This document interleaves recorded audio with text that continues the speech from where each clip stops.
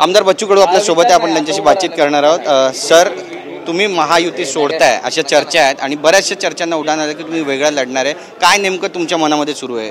नेहमी मगाही सांगितलं का शेतकरी दिव्यांग बांधव, आता जर आंध्र प्रदेश 6,000 रुपये महिना देतोय दिव्यांगांना, तर मग महाराष्ट्र सरकारनं का देऊ नये?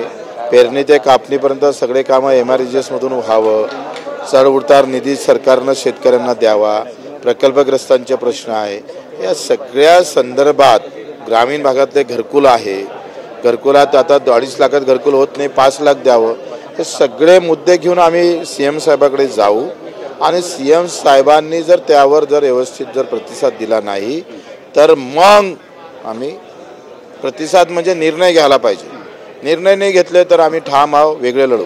पण जर वेगळे लढला तर किती जागा महाराष्ट्रामध्ये, किती आमदार निवडून येऊ शकतात असं तुम्हाला विश्वास आहे? मागच्या वेळेस आमचे 3-4 ठिकाणी 5-5 हजारानं आमचे आमदार 2 ठिकाणी पडले आणि ते आमच्या आता यावेळेस निवडून येऊ शकतं आणि अजून आमचे 10 मजबूत आमदार आहे ज्या ठिकाणी आम्ही अतिशय तयारी केली आहे, ते सुद्धा लढू। ओएसिस फर्टिलिटीच्या तज्ञांनी IVF उपचार पद्धतीद्वारे 1 लाखांहून अधिक जोडप्यांना मातृत्व प्राप्तीचा आनंद दिला आहे।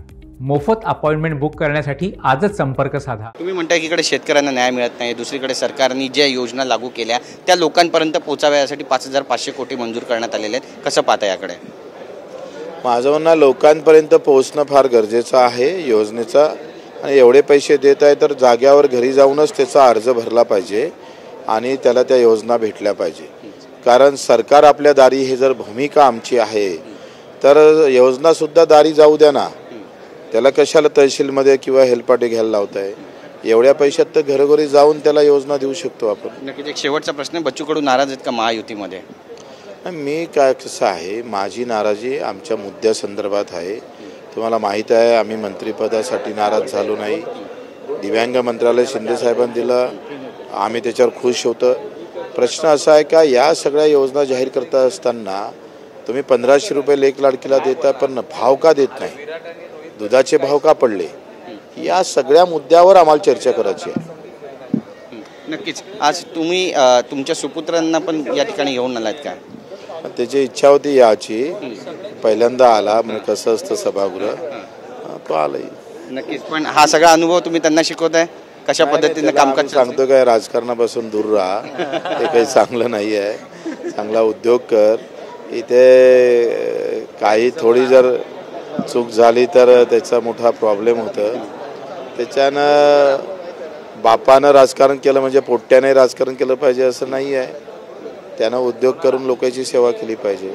हे सगळं पाहिल्यानंतर देवा कडू जे तुमचे सुपुत्र आहेत त्यांना काय तुम्ही सांगणार? मी तेच सांगणार का राजकारणाचा मला वाटतं विषय सोडून चांगला उद्योगपती होऊन मग सामान्य माणसाची सेवा कर। धन्यवाद आमच्याशी बोलल्याबद्दल।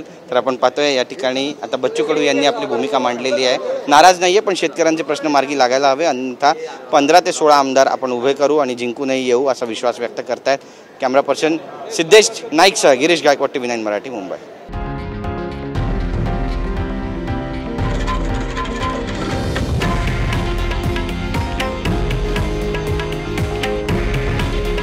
हे आहे देशातील नंबर 1 न्यूज नेटवर्क आणि आपण पाहत आहात TV9 मराठी।